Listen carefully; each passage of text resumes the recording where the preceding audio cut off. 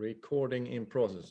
Okay, so thank you and hello. My name is Petter Larsson. I'm sitting in the most southern tip of Sweden, very close to the city of Malmö, actually very close to Denmark, Copenhagen. Thank you for bearing with my Swinglish this night. It will be Swedish and English, and I will try to, fit some Norwegian as well. Let me share my screen, and I will start with my presentation here. It's perhaps not the typical presentation when you have a title of Self-Leadership, Stress and Tension Management, Experiences from Working in High-Risk Environments. So please, I invite you to join me on a bit of a journey, and I'll elaborate as we go. I'm very happy to be here. Let's try to get the technical stuff in place. And I would be happy, Hans, if you could just let me know. The nervous part of me would like to hear that you see dancers on the screen. Yes, I can see your screen, the dancing couple and the title. Okay, thank you. Everything seems... So I commence. And I have a tendency to talk a lot. Hopefully you will find value of this. I promise you I will not sell anything to you or anything like that. I'd like to elaborate on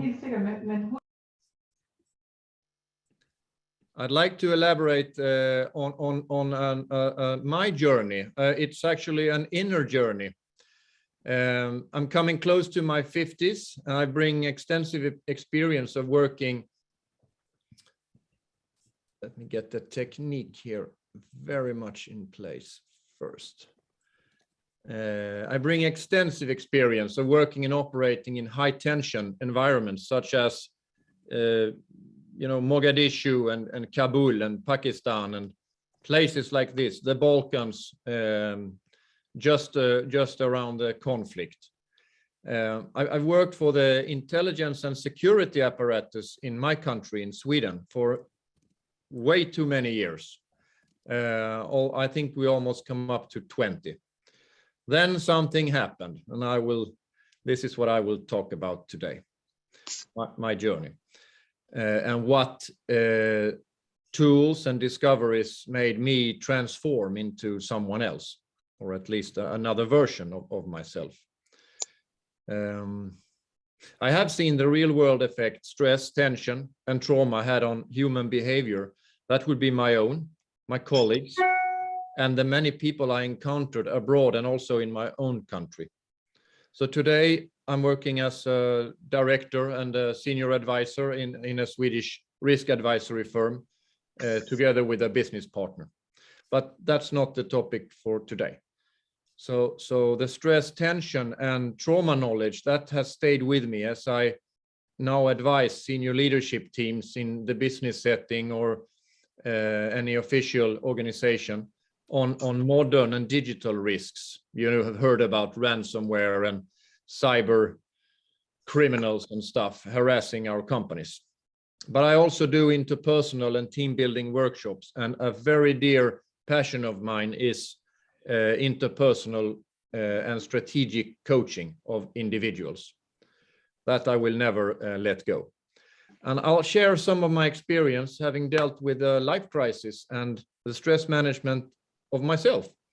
Very unique for all people. We have our own patterns, our own footprint in the world.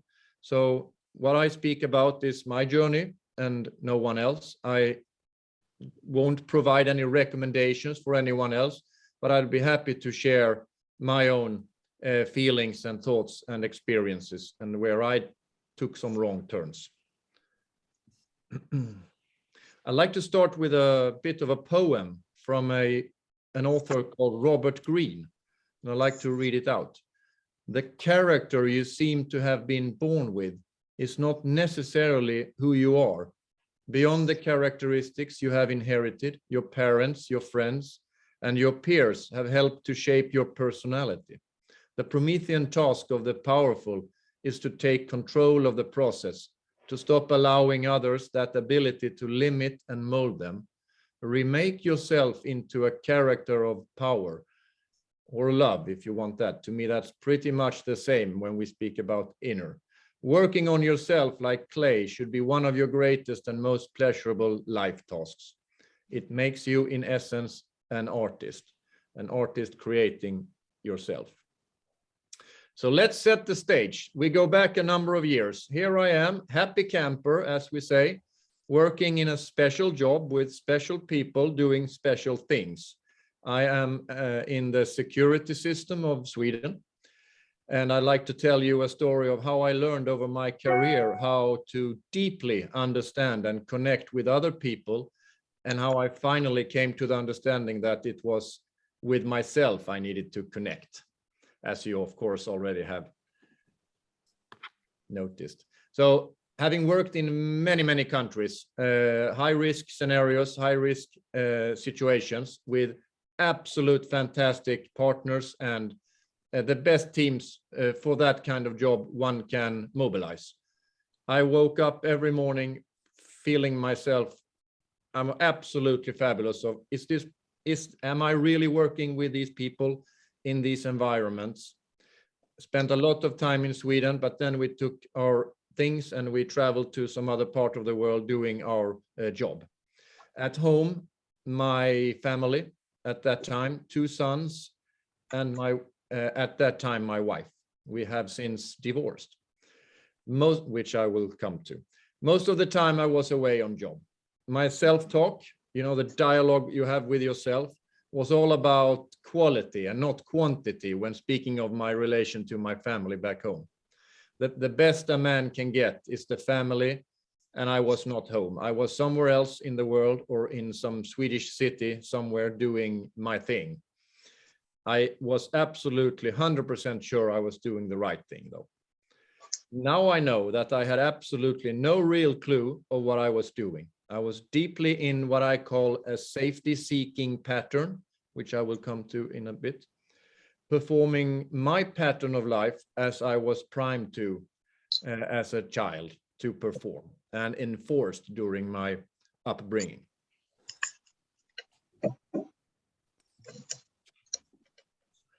The job then, what was the job? The job was about getting someone, a trustee, a trusted individual, into a target network.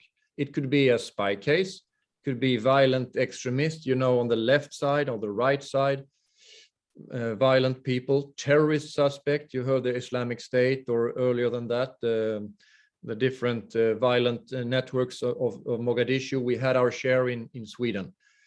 Foreign and hostile nations trying to acquire secret information from my country. And my colleagues and me and our teams, our job was to stop this from happening. Basically, it was all about placing informers and human sources precisely where they were needed. And this is something all modern security apparatus are doing. However, I was really, really good at this, which was also a strong factor in how hard I fell. So we did that to protect information and the country, a very strong motivation, at least for me as an individual and well, my version of man at that time. Others want to acquire the same information for the sake of their foreign country. And then, as you understand, the game is on, cat and mouse game. Just a little bit to get you sort of into this world. How do we recruit a spy? This will not be the theme for this. I think you would be surprised if I encounter a lengthy elaboration on this one, but there's a methodology here. You recruit a spy, first you need direction and a strategy. You need to know, what do we want to know? What information is sought after? Then you need to find people targeting. You need to find them who is carrying this kind of information inside their head, or have access, physical access or digital access to that kind of information. You identify where are they on this planet, or where are they in the digital world? And then you conduct an approach, a cultivation. You encounter another human being, be it digital, by voice, physical, or whatever arena you would like to approach her or him. In order to do that, you need to know so much about the other individual, so that you can, now I will use a word that for some is unethical, but this world is unethical. You need to know more than the other person so that you can manipulate and almost know the next move of the individual before he or she knows it himself. That's the level of control when you want to recruit another individual.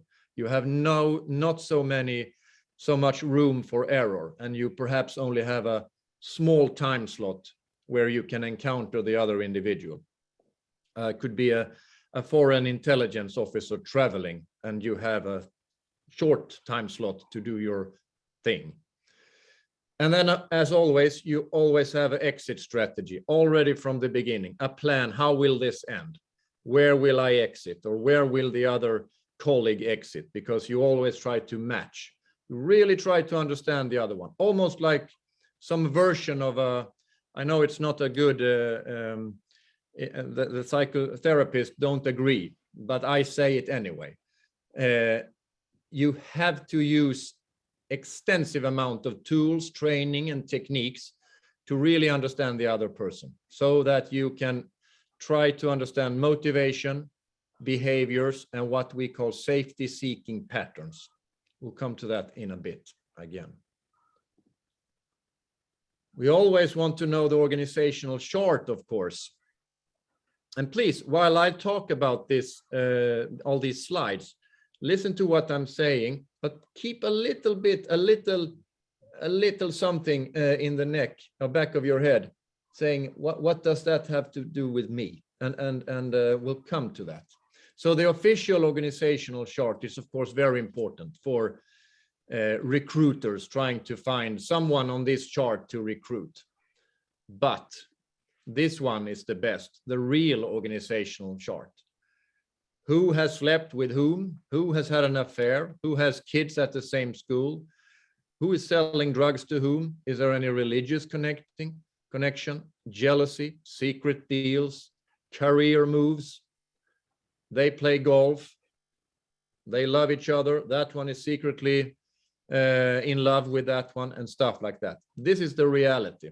Of course, this is also a reality if you would have only one individual here. This is an organization. But imagine if you have one individual, you have one outer version more often than not. And then there is an inner version, the reality of the individual.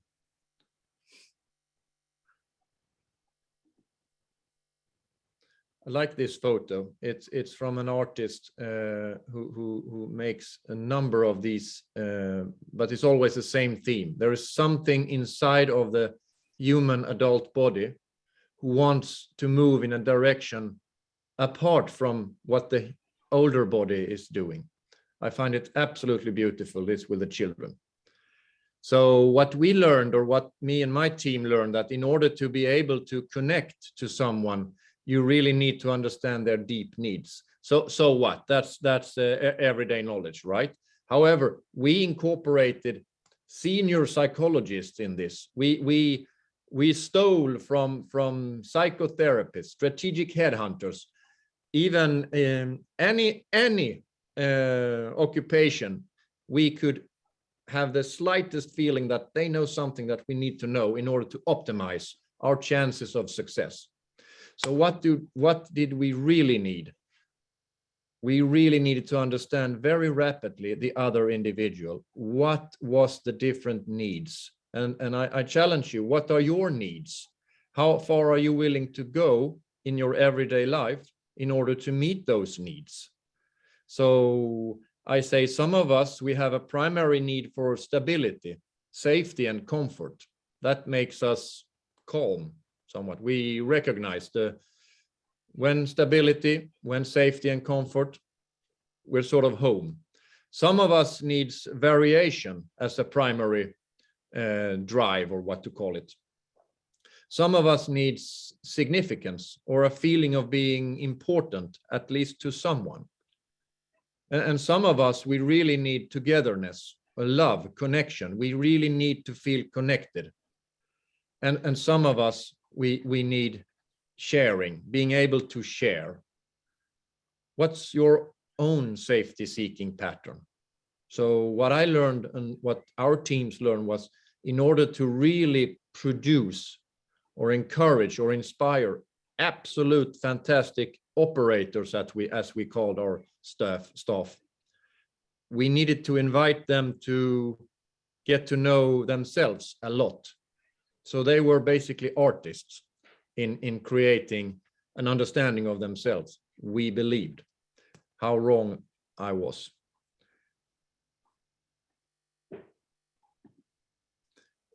So what do we see in the mirror, or in this, in this pool of water in the street?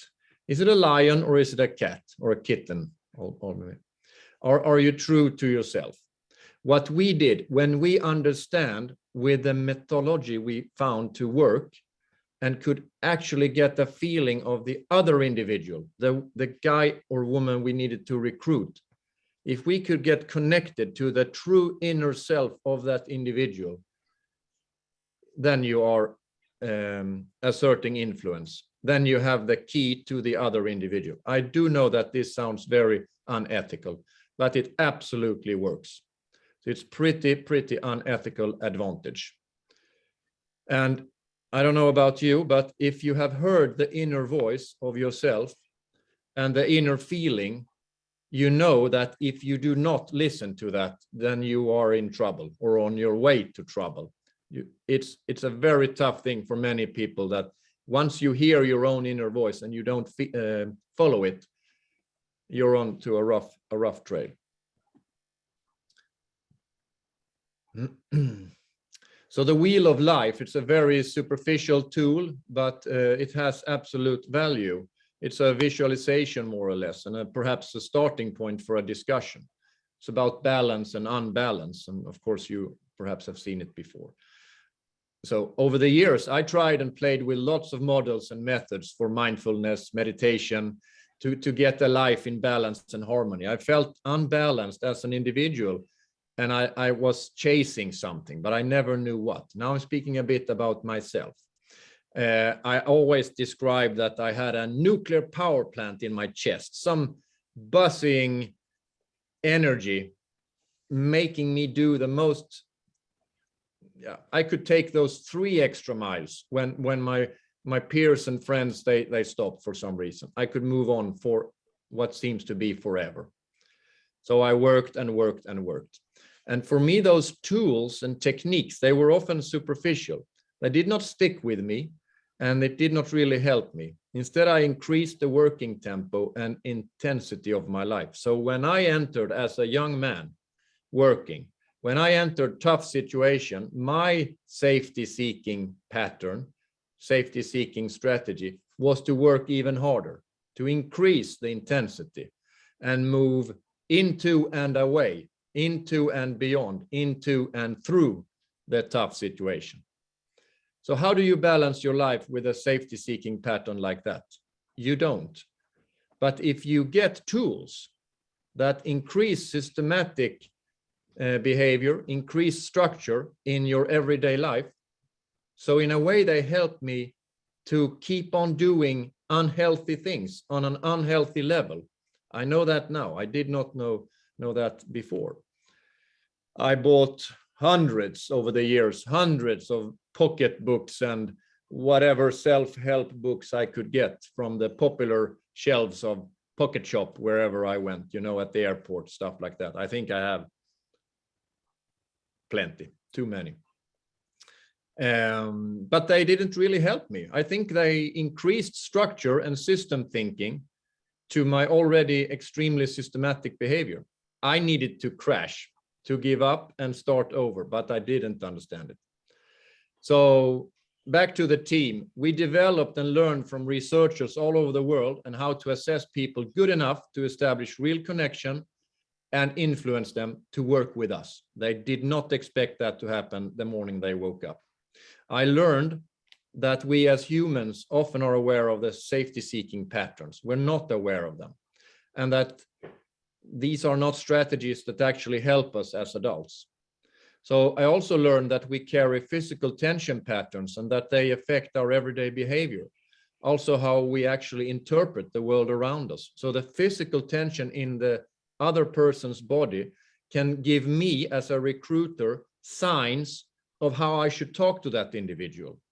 I got some do's and don'ts by only understanding the tension patterns in the other individuals. If there were a certain kind of body, I got advice from skilled advisors we had, very senior one, how to approach this individual. First, you look at the body, then you look at the physical body, then you look at the behavior and the personality aspects of the behavior. And then if you don't get the code at that time, try to discover or try to understand, is there any presence of trauma?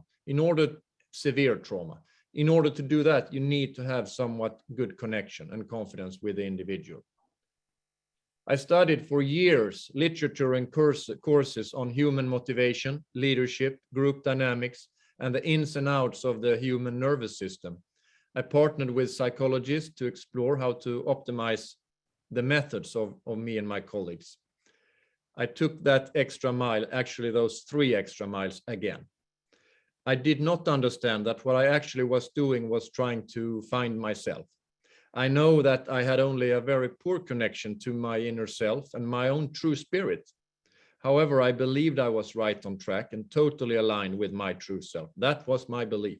I was actually better than other people. That was my truth, which of course was absolutely nuts. Have you ever heard that inner mild voice coming from deep inside of you, letting you know, however so softly, that you must change something? I heard it from time to time, but I didn't recognize it. I didn't know what it was. But I know now, but then when you do not listen to that voice coming from inside, that one in the middle, not fear, not ego, but the pure one coming from inside, often mild, you will get into trouble if you don't listen to it. That's one of my main messages from me, which I like to share. So at times it became clear, if you ignore your body and this inner voice, shit will happen. That is what happened to me. Since I didn't understand cognitively, or my body didn't understand, I absolutely crashed. So last slide here.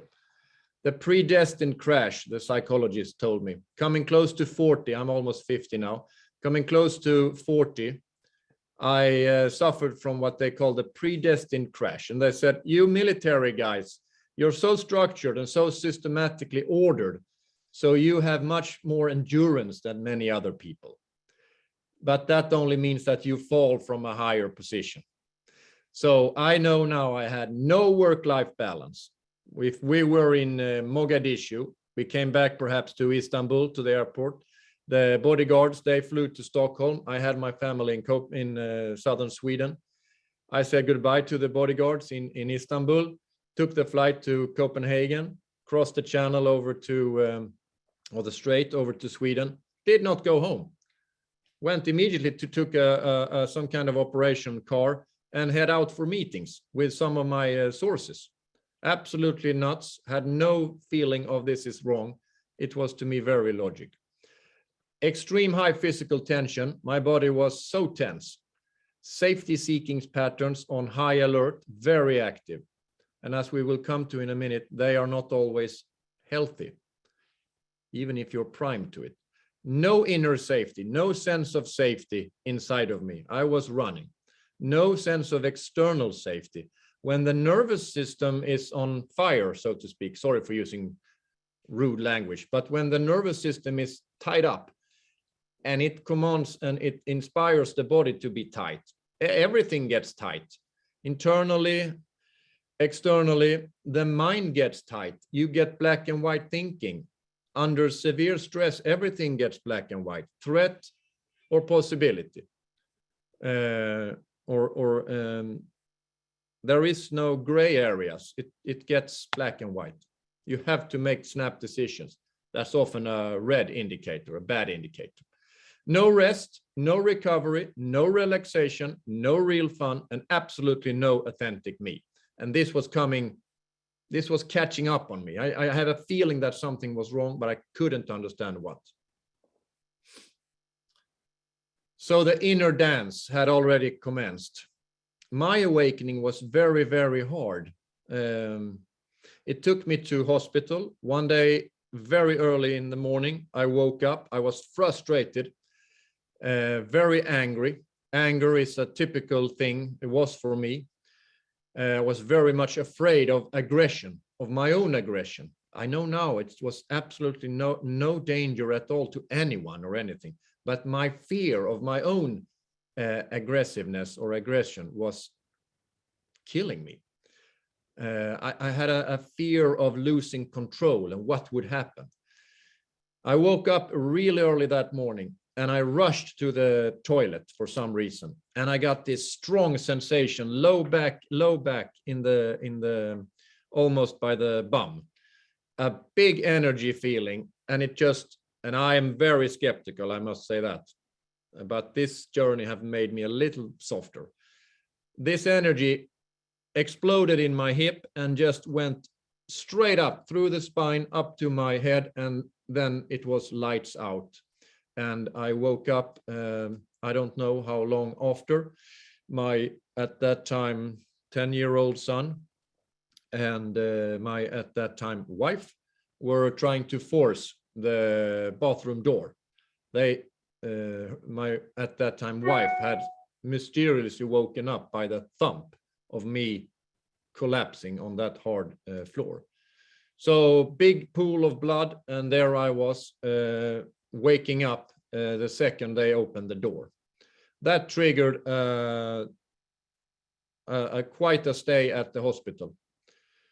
They believed actually I was going to die, so I have to bear that shame. That's the worst thing with all this. I'm really ashamed that I put my family through that experience. A couple of months earlier, I had lost eyesight on one of my eyes, but I still didn't understand that there was something wrong. I just really didn't notice. I have another eye and it will soon be back. Very crazy, I know, but black and white thinking. I couldn't sleep for months. I still didn't get it. I was very angry, as I said. I still didn't understand the changes going on. My digestion in my stomach was absolutely crazy. I did not get that. I had stopped exercise. I did not understand that. I didn't catch myself. Although at sometimes frustration levels were to a high point. So I took long sprints. I could do 70 kilometers. That's very long, or 80 kilometers. Very unhealthy. I still didn't get it. And I started to signal not so nice energy to my world around me. Irritated, all those absolute indicators of unhealthy stress management. I did not get it. I got a fantastic advisor, a fantastic psychologist, because at the hospital they told me after extensive checks that you are in good condition, you're in physically not bad at all, you're actually in good shape. We cannot find anything in your brain, in your lungs, or in your heart. We have ruled out the tough shit. We cannot find anything with you. And I said to them, I am under severe stress. You have to take this with a stress perspective. We don't see any measurements of you going close to a burnout, typical hormone levels and stuff like that. You don't show those kind of signs. Okay, but they said, we found a small thing in the lower back that we need to remove. It's more, it's nothing serious. It's just some kind of, I don't know, I can't even say it in Norwegian. It's some kind of, some small ball that we need to remove. It's absolutely not dangerous. Of course, in my black and white thinking, what do you think what happened to me at that point? I was, of course, absolutely sure that I had cancer. said with all respect to anyone who have suffered real cancer. To me, this was real. I had cancer and my life was out. And they told me that this is absolutely low level. In 3 months' time, we will make a surgery and remove it, and then we're done. That was the worst 3 months of my life. I absolutely believed that it was game over. I had panic attacks and anxiety, and it was, I will never, ever like to go back to that session. Sorry if I sound a bit foolish, but to me, this was reality. So I came to this hospital 3 months later, and they were just going to remove this little thing. And I entered the surgeon, the room where they were going to do it, and they connected this heart rate monitor, and that triggered my first hospital journey. So I remember I told the nurse that, okay, I have this feeling of the energy in the hip now. I will soon be away. And then I faded and it all started over. So another episode, just like the ones I had 3 months before. They did all the checks again, came to the conclusion that he's healthy. There is nothing we can see. Perhaps he has something called sudden faintness, some kind of syndrome where you all of a sudden faint. So that was the formal diagnosis. You are suffering from sudden faintness and you have to be careful so you don't faint in your everyday life. And I told them that I don't believe in. This is stress and my nervous system is absolutely on fire. I'm in fight, flight, faint or freeze mode, more or less all the time. That was my amateurish take on this. Lucky me, and I do know that not all are that lucky. From my military years, I had relationships with wonderful trauma and stress therapists, having worked with serious cases of trauma and stuff from those special units in the military. For some reason, I do not know till this day, one of them just called me when I was lying at the hospital recovering from this experience. And I was taught something called TRE, Tension Trauma Release Exercise. I'll come to that in a minute. But the stress management incompetence process, this arrow on the screen, I was actually, it's basic, of course, when you see it, but real value is often very basic. It's a 4-step process. I was unaware of my incompetence to manage stress and lead myself. Something happened, this incident or these incidents. I became aware of my incompetence to manage stress and lead myself. I had no tools, absolutely fumbling. I become, with education from the trauma guys and the psychologists and other instructors that wanted to help me, and I do understand that that's a luxury. I became aware of my competence, that I started to learn stuff that actually worked for me. Somewhere down the road, perhaps, some of those tools or methods will be integrated in my everyday life, and perhaps I can be unaware of my competence. At that point, I think I have changed the way I live my life.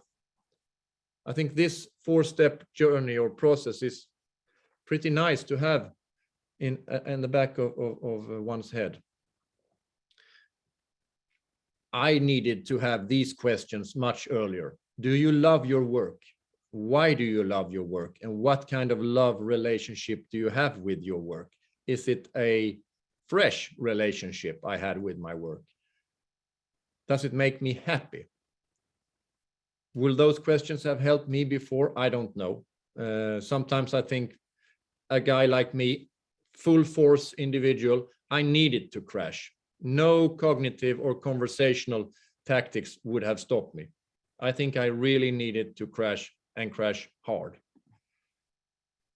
So my transformation, the art of avoiding spiritual bypass, I'm not saying that in a rude sense, of course, but as I said, I think all tools, techniques, modalities, the tickets we get to move on with our individual journey, it's unique.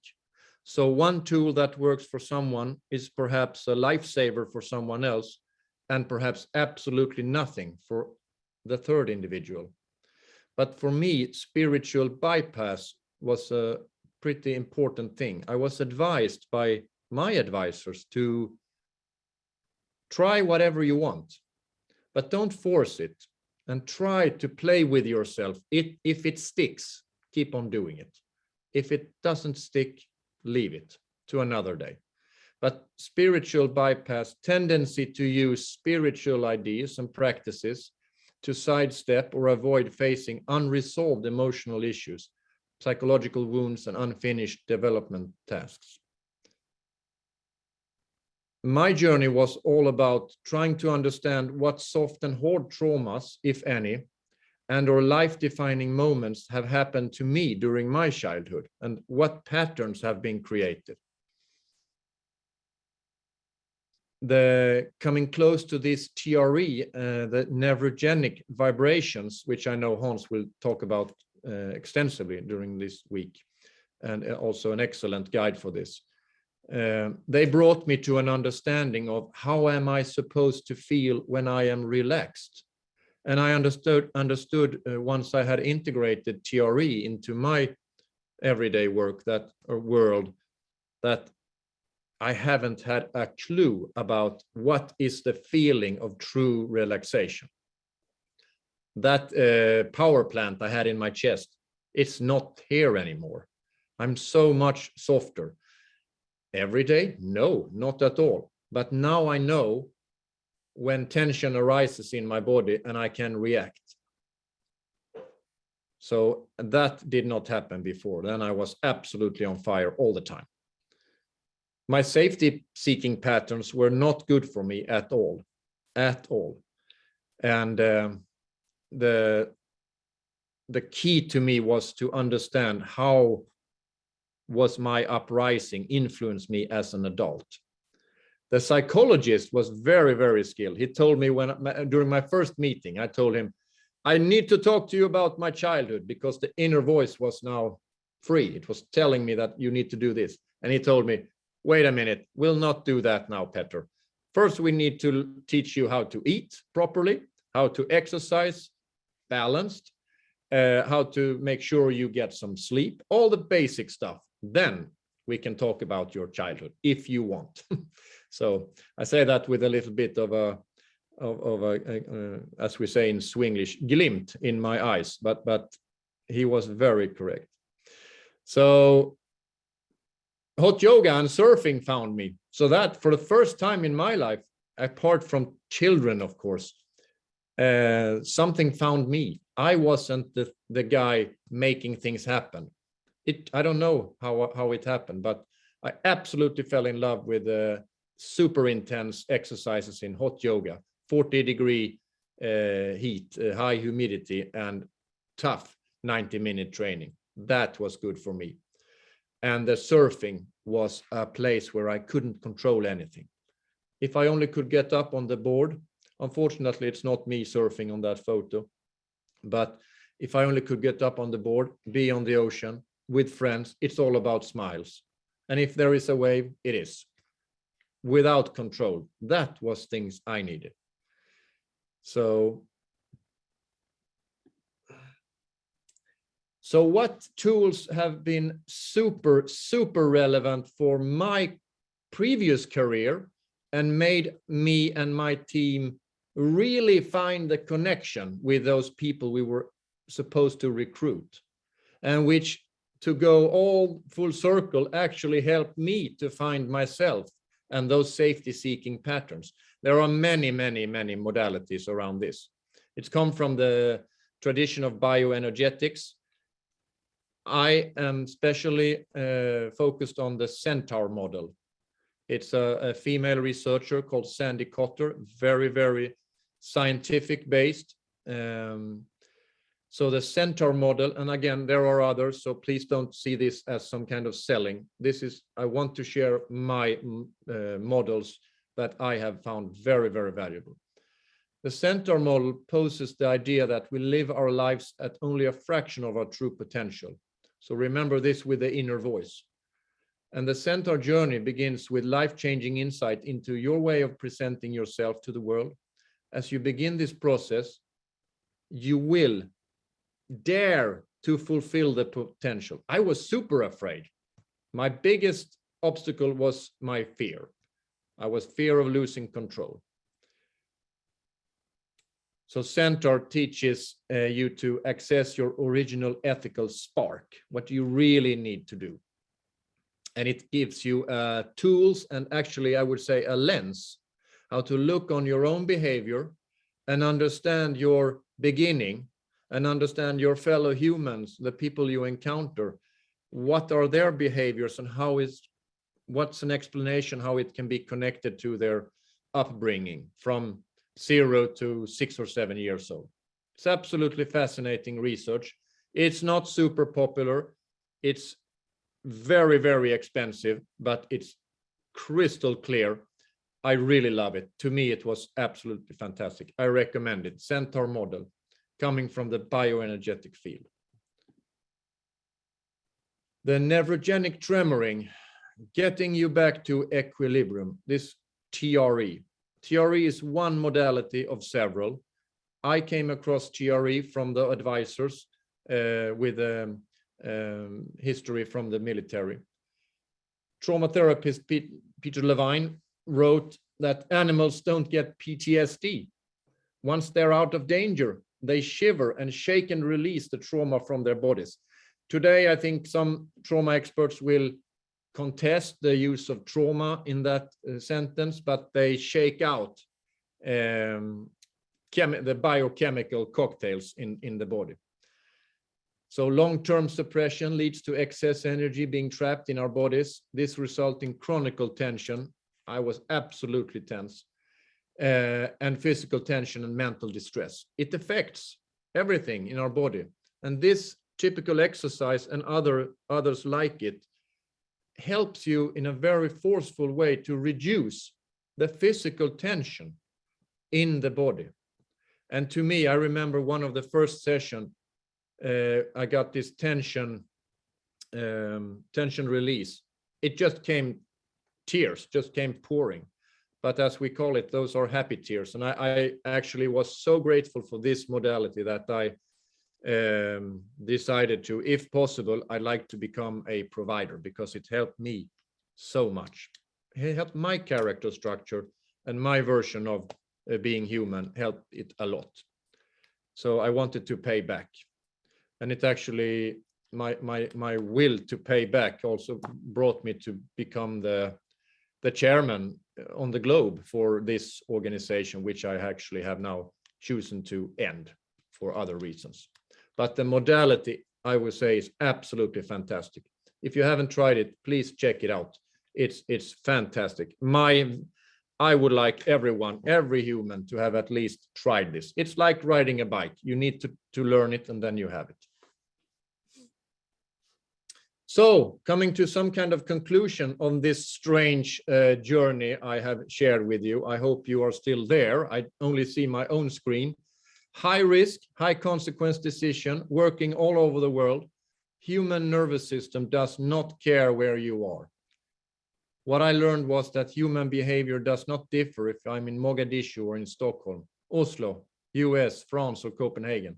Stress, high tension, and pressure makes you move in ways you perhaps are not aware of. And it's not about the outside. It's, of course, about the inside. And if you fall, you fall. And wherever you are, whatever you have done, and it may be the best that ever happened to you. At least that was to me. I'm a different person at this time. So there we have it. If anyone wants to connect, please feel free. And I will stop sharing my screen. However I do that.